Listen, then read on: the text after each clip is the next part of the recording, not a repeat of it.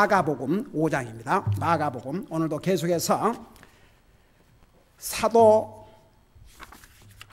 요한, 특별히 사도 요한을 사랑의 사도라고 그러는데, 요한이 하루아침에 사랑의 사도가 된 것이 결코 아닙니다.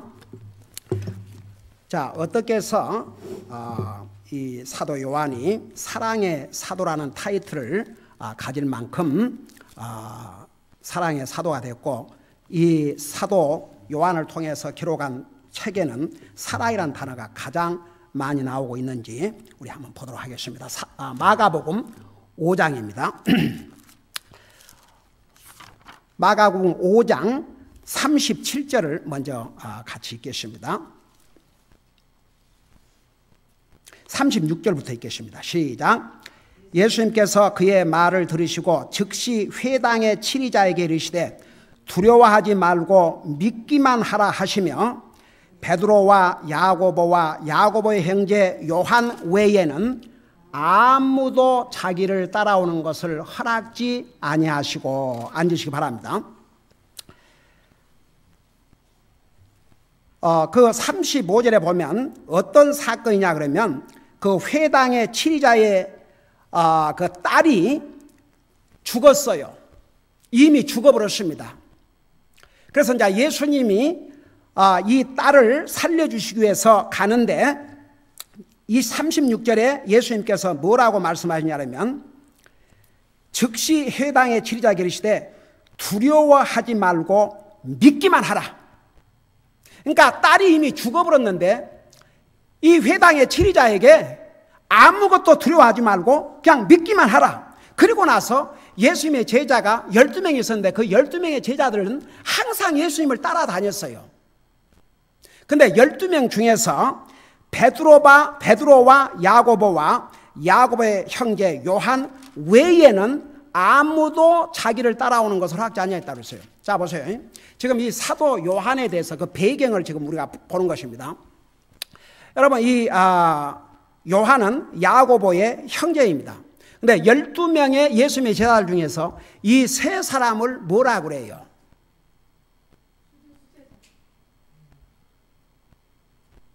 그게 이제 영어로 뭐라는 거니? 이너 서클. 그러니까 12명 중에서도 주님과 가장 가까운 그 관계를 유지하고 있었던 제자들 세 사람이 있었는데, 그 세 사람의 제자가 바로 이 베드로와 야고보와 야고보의 형제 요한이었습니다. 자, 무엇이 여러분 예수님께서 하다 못해 주님이 부르신 12제자인데도 그 나머지 9명은 따라오지 못하게 하시고 이 세 사람만 데리고 오셔서 기적을 일으키시는 거예요. 성경에 그 정확한 이유를 얘기 안 했지만 많은 경우에 이 세 사람을, 가령 이제 잠시 후에 그 부분을 보겠지만, 이 특별한 그 사건 때마다 이 세 사람을 주로 대동을 하고 나머지는 아니었어요. 그러니까 12제자들 중에서도. 무엇 때문에 그랬을까? 한번 생각해 볼 만해요. 첫째는 보세요. 주님이 특별한 그 이적을 행하시거나 이럴 때에 이 특별히 세 사람을 데려왔던 이유 중에 하나는 우선 증인이 있어야 됩니다. 예수님이 행하신 것에 대해서. 그러니까 이 세 사람을 증인으로 세웠을뿐만 아니라, 여러분 보세요. 예수님의 제자라고 다 똑같은 믿음을 가지고 있었던 게 아닙니다. 그 중에 한 사람인 가룟 유다는 예수님을 팔았습니다. 배반했습니다. 물론 베드로도 이제 배반했지만 그건 진실로 회개했죠. 그 다음에 보세요. 도마 같은 경우는 예수님께서 부활하신 다음에 다른 제자들이, 10제자들이 다 부활하신 예수님을 보고 이야기를 했음에도 불구하고 도마는 안 믿었습니다. 도마가 뭐라고 그랬어요? 예수님의 부활을 본 다른 제자 10명에게 뭐라고 그랬습니까? 도마가.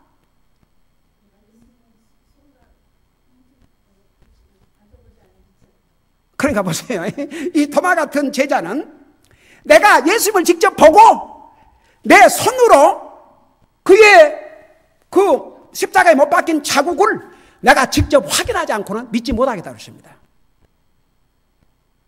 나중에 그 도마에게 예수님이 나타나셨을 때에 더 이상 도마는 다른 말이 필요 없었어요. 주여 내가 믿나이다. 그러니까 예수님이 뭐라 하세요? 너는 나를 보고 믿느냐? 나를 보지 않고 믿는 자가 복되다고 그랬습니다. 여러분, 베드로 나중에 사도를 통해서 기록한 베드로 전서에서 뭐라 하십니까? 너희가, 그러니까 예수님이 이제 하늘나라 가신 다음에 구원받은 성도들을 향해서 그렇게 얘기를 했어요. 너희가 보지도 않은 예수님을 믿고 사랑하는도다. 여러분 눈으로 직접 봐요. 그러니까 나중에 베드로를 통해서 그런 기록을 했습니다. 여러분 잠깐 베드로 전서를 보시 바랍니다.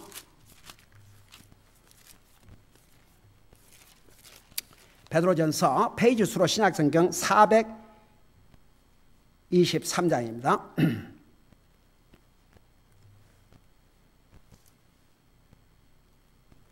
8절을 보시 바랍니다. 1장 8절. 자, 여기에 사도 베드로를 통해서 편지를 받은 이 성도들은 예수님이 육신으로 이 땅에 계실 때 보지 못했던 성도들입니다. 8절 보니까 너희가 그분을 보지 못하였으나 사랑하는도다. 여러분 생각해 보세요. 육신의 눈으로 직접 보지 못한 사람을 사랑한다. 그래서 믿음이 필요한 거예요. 다 같이. 보고 사랑하는 것은 보지 않고 사랑하는 것은 믿음이 필요합니다. 그래서 여기 보니까 너희가 그분을 보지 못하였으나 사랑하는도다.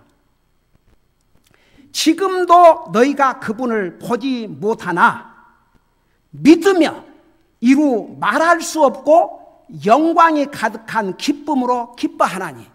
그러니까 많은 사람들이 예수님 보여주면 믿겠다, 뭐 천국 보여주면 믿겠다, 지옥 보여주면 믿겠다. 이 사람 보여줘도 안 믿어요. 여러분 누가복음 16장의 부자가 지옥 가서 거기서 회개했어요, 안 했어요? 누가복음 16장에 그 부자가 죽어 지옥 가가지고 회개했어요, 안 했어요? 회개 안 했어요. 자기 혀를 서늘하게 해달라 그러고 자기 형제들 5이 있으니까 나사로를 보내서 얘기해달라고 그랬지, 내가 이 예수님 안 믿고 살은 걸 용서해 주세요 한 적 없어요. 그러니까 평생 먹는 것으로 모든 목적을 걸고 살았던 이 부자는 죽은 다음에도요 지옥 가서 이런 지옥이 있었군요. 회개한 게 아니고 그 나사로 보내갖고 자기 혓바닥 서늘하게 해달라고 그랬어요.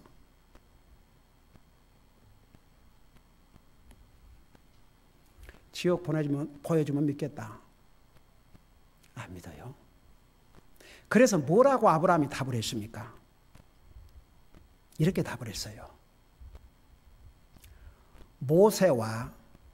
그러니까 모세와 선자가 있으니 그들에게 들을지니라. 그러니까 나사로를 자기 형제들에게 보내달라고 그러니까 모세와 선지자들이 있으니 그들에게 들을지니라. 그 말이 무슨 말씀이에요? 구약 성경 첫째 5권은 모세를 통해서 기록했고 그 외에는 다 선지자를 통해서 기록했으니까 구약 성경을 얘기했어요.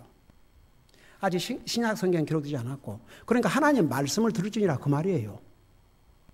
그러니까 이 지옥 간 이 부자가 이제는 부자가 아니죠. 뭐라고 그랬어요? 아닙니다 그랬어요. 아닙니다.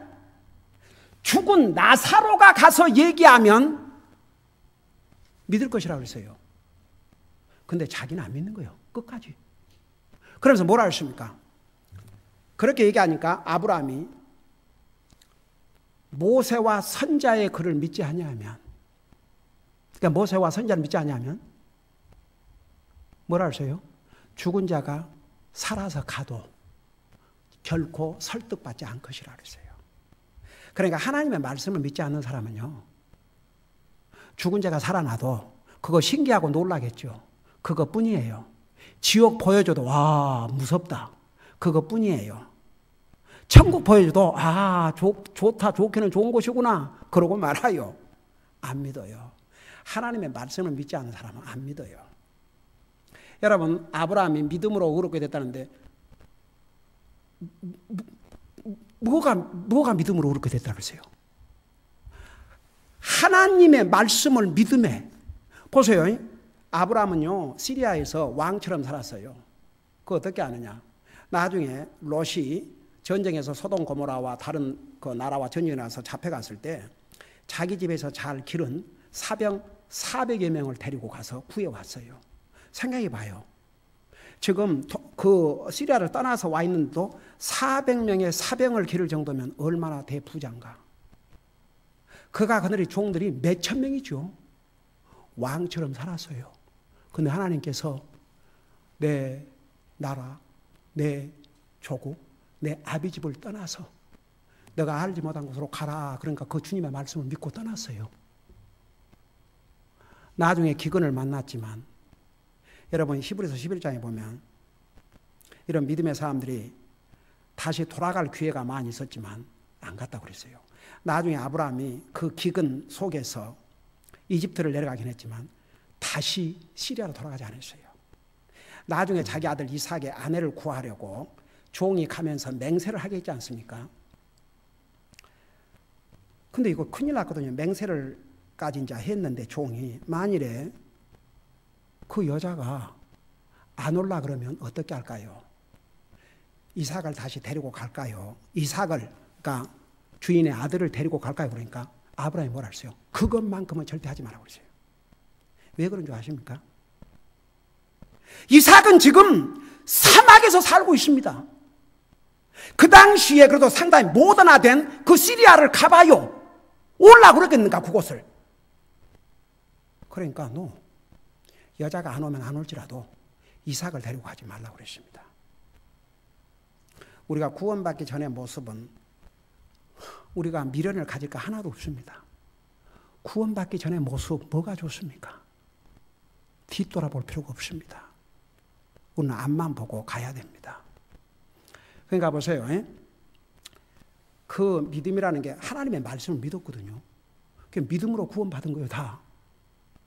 그래서 베드로전서 1장 23절에 보면 너희가 거듭난 것은 썩어질 씨로 된 것이 아니요. 이 썩어질 씨라는 게 육체를 가리켰어요. 육체의 경험이나 육체의 지식이나 어떤 육체의 감정으로 구원받은 게 아니고 육체의 행위로 구원받은 것이 아니고 썩지 아니할 시 곧 하나님의 말씀이라 그랬어요. 하나님의 말씀을 믿고 구원받은 거예요. 옛날이나 지금이나. 우리 지금 난예배 때 아담과 이브가 구원을 받았는가 못 받았는가. 구원 받았다면 그 근거를 어디서 찾아볼 수가 있겠는가. 그걸 지난 주일에 설명했죠. 오늘 마지막 부분을 얘기할 테니까 여러분 한번 들어봐요. 이따가 11시에. 여러분 구원은 아담 때부터 앞으로 주님이 다시 오실 때까지 다 믿음으로 구원받아요. 근데 그 믿음이 뭔 줄 아세요? 하나님의 말씀. 하나님의 말씀을 믿는 게 바로 믿음이에요. 그러니까 보세요. 꼭 뭐 보여주면 믿겠다. 아이고 전도하다 보면 별의별 성경이 하나님 말씀이 어떻게 믿느냐. 이 성경을 하나님 말씀을 믿지 않기 때문에 그러니까 구원을 받을 수 없어요. 우리가 하나님을 유일하게 아는 길이 하나님 말씀이라고요. 하나님 말씀을 인정하지 않아요. 그래서 내가 지금 우리 아이들에게 그 교육을 시켜요. 너희들은 성경이 하나님의 말씀이라는 것을 증명할 수 있어야 된다. 그래서 그것을 몇 주 동안 가르치고 있는데 첫째는 왜 이 성경이 하나님의 말씀이냐. 우선 성경을 기록한 사람이 하나님께 42여 명을 사용하셨어요. 그런데 그중에 대부분이 한 번도 만나본 적이 없어요.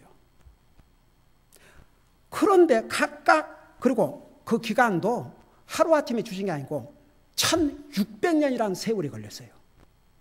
각각 다른 시대에 그때 당시에 인원의 시대도 아니고 각각 다른 시대에 그게 자기의 생각을 기록했다면 어떻게 한 주제, 신구약 성경의 한 주제가 뭔지 아세요? 예수 그리스도와 복음의 메시지예요. 어떻게 이렇게 똑같을 수 있냐 이거죠. 그 다음에 보세요. 성경의 애연한 사건의 대부분이 성경도로 이루어졌어요. 그러니까 성경이 기록할 때는 거의가 아직 이루어지지 않은 미래의 것을 거의 80% 이상이 미래의 것이었습니다. 가령 예를 들어서 뭐 멀리 갈 것 없이 우리 인간의 수명에 대해서도 하나님 말씀대로 이루어졌어요. 지금 500년 사는 사람이 있어요? 없어요.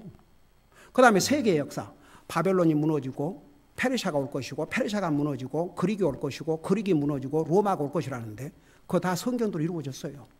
근데 그 로마에 대해서는, 네 번째 나라에 대해서는 다시 리바이브 한다 그랬거든요.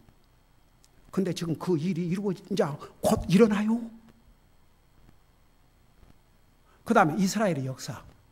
하나님께서 이스라엘 역사 예언한 대로 여러분 1948년에 이스라엘이 독립이 되지 않습니까? 그 전까지 심지어는 하나님을 잘 믿고 사는 사람도 거의, 그러니까 정말 신실한 신학자들도 이스라엘에 대한 예언은 결국 이루어지지 않을 것인가. 그런데 1948년에 생각해 보세요. 몇천 년 동안 나라를 잃어버린 이스라엘이 독립을 했어요. 이건 이스라엘 민족에 대한 하나님의 말씀을 성취하는 놀라운 대사건이었습니다. 그리고 예수님에 대해서 보세요.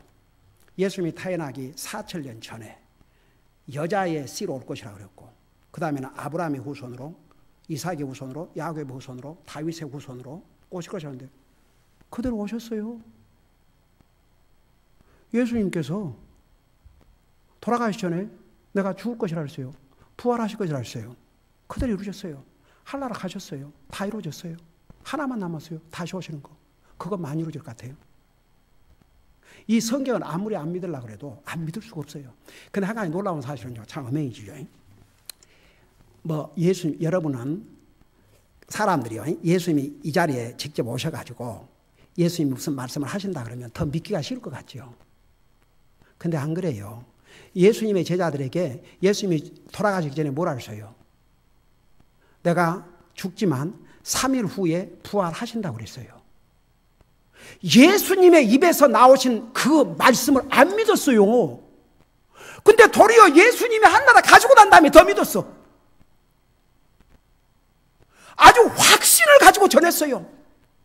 예수님의 육신으로 살아계셔가지고 내가 예루살렘에 가서 잡혀갖고 죽지만 내가 부활한다. 그렇게 주님의 입에서 직접 하신 말씀은 안 믿었어요. 제자들이 한결같이.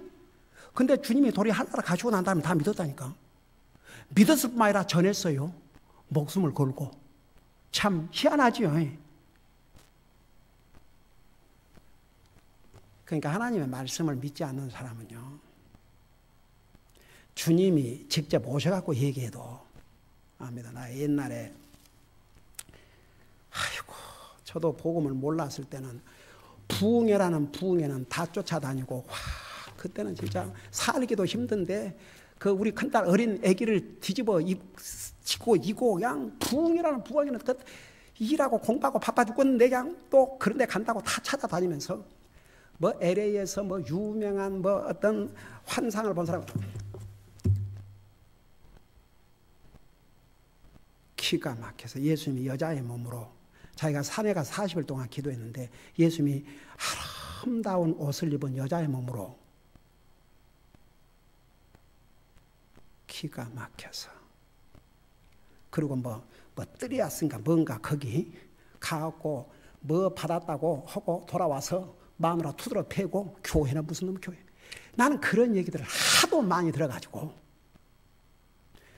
하나님 말씀 위에 세우지 않는 믿음, 어떤 순간적인 경험, 순간적인 어떤 엑스타시, 이런 사람들은요, 그 기분, 그 마음, 그 상황 바꿔지면 남은 거 하나도 없어요. 믿음이 뭐냐 그러면 정말 폭풍우가 불어도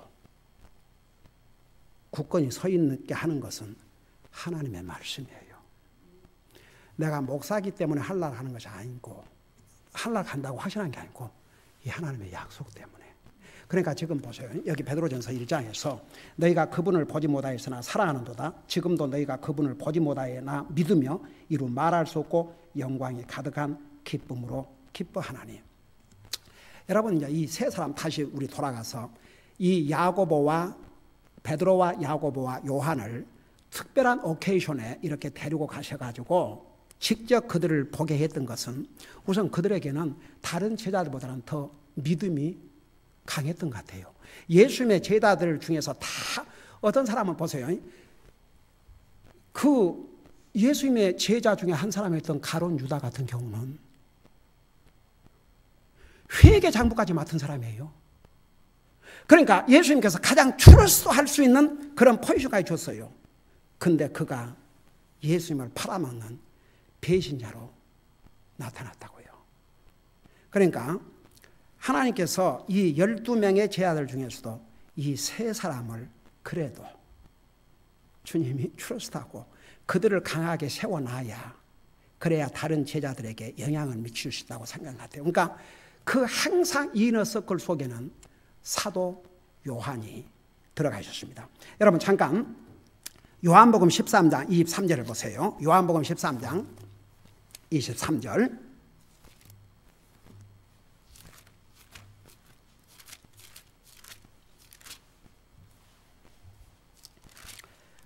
요한복음 13장 23절.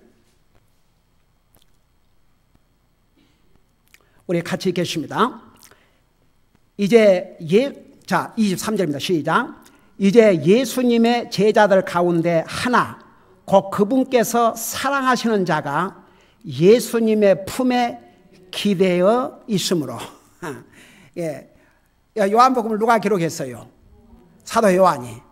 자기를 가리켜서 그분께서 사랑하시는 자가 그랬어요. 근데 여러분 보세요. 사도 요한이 베이비가 아니에요. 어른이에요. 어른이 예수님의 품에 이렇게 안기 위해서 기대했다 그랬어요. 마치 어린아이가 엄마의 젖을 먹는 그런 포즈예요. 이게 뭘 나타내냐면 예수님과의 특별한 관계. 그거 쉽지 않은 거예요. 그리고 한번 생각해 봐요. 사도 요한이 예수님을 정말 사랑하지 않았다면 일종의 어리광을 부렸다고 그럴까? 그 어린애가 엄마를 좋아하며 엄마의 품에 안기기를 원하고 엄마에게 있기를 원하고 그러잖아요. 그러니까 어른인데 이런 내용을 왜 기록해놨냐 그러면 주님과의 특별한 릴레이션십. 그러니까 다른 제자들이 할 수 없는 것을 이 사도 요한은 했어요. 그 왜 그런 거 아니?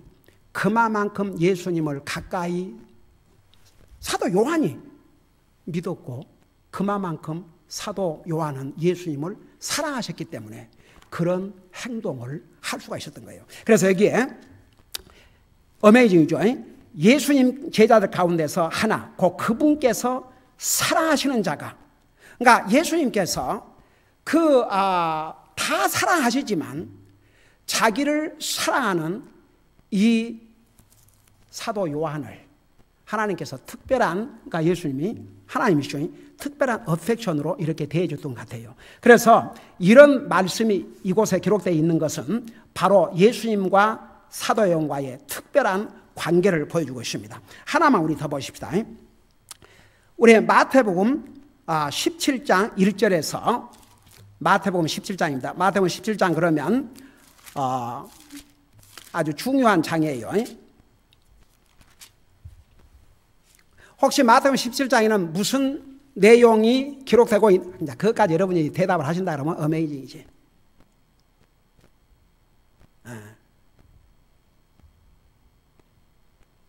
마태복음 17장에는 예수님께서 산에 올라가셔가지고 변화된 모습, 예수님이 앞으로 영광의 모습으로 오실 텐데 그 변화된 모습을 이제 이 제자들에게 보여주셨죠. 근데 거기에 모세와 엘리야가 나타났는데 거기도 데려간 사람이 세 사람이 있었는데 바로 똑같은 베드로와 그 다음에 야고보와 요한이었습니다. 17장 1절에 보면 엿새 뒤에 예수님께서 17장 1절 엿새 뒤에 예수님께서 베드로와 야고보와 그의 형제 요한을 데리고 따로 높은 산에 올라가사 그들 앞에서 모습이 변하심에 그분의 얼굴이 해같이 빛나고 그분의 옷이 빛같이 희게 되더라. 그러니까 예수님께서 앞으로 영광 중에 오실 그 모습을 미리 보여주시는데 이 세 사람에게 보여주었고 그 중에 세 사람 중에 바로 한 사람이 사도 요한이었습니다. 역시 주님과의 특별한 관계입니다. 아까 그 요한복음에서는 보세요. 베드로, 야고보가 예수님의 품에 길이었다고 말 안 했거든요. 사도 요한 혼자만이 그런 표현을 썼습니다. 그러니까 이 사도 요한이 예수님과의 특별한 관계를 유지했는데 이제 그 요한복음 19장 보면은 예수님께 십자가에 돌아가실 때 그 어머니를 누구한테 부탁을 했어요? 베드로가 아니었어요. 야고보가 아니었습니다. 바로 사도 요한에게 부탁을 했습니다. 그러면 사도 요한은 저도 옛날에는요 이 복음을 깨닫고 구원받기 전에는 잘 몰랐어요. 이 사람이 정말 그 예수님의 어떤 형제인가 친척인가 그렇게 생각했거든요. 근데 전혀 관계 없어요. 도리어 예수님의 그 배가 다른 형제들이 있었어요, 없었어요? 있었어요. 그 배가 다른 형제들에게도 맡기지 아니하고 이 사도 요한에게 맡겼다고 하는 것은 예수님과 사도 요한과의 특별한 관계를 보여주고 있습니다. 기도하십시다. 우리 아버지 하나님, 사도 요한은 주님과의 특별한 사랑의 관계를 유지했습니다. 그 이유를 우리는 계속해서 앞으로 공부할 터인데 우리 아버지 하나님, 우리 주님께서는 그래서 이 사도 요한을 통해서 기록한 성경들에 가장 많은 사랑을 기록하게 하십니다. 우리 하나님은 우리를 항상 사랑하시지만 우리가 어떻게 하나님의 사랑을 깨닫고 우리가 얼마만큼 하나님을 사랑하냐는 것은 우리의 몫입니다. 앞으로 이 사도 요한과 주님과의 이 관계를 공부하면서 우리도 주님과의 이런 사랑의 관계를 가질 수 있는 그런 복된 기회가 되게 하여 주시옵소서. 예수님의 이름으로 감사하고 간절히 기도하옵나이다. 아멘.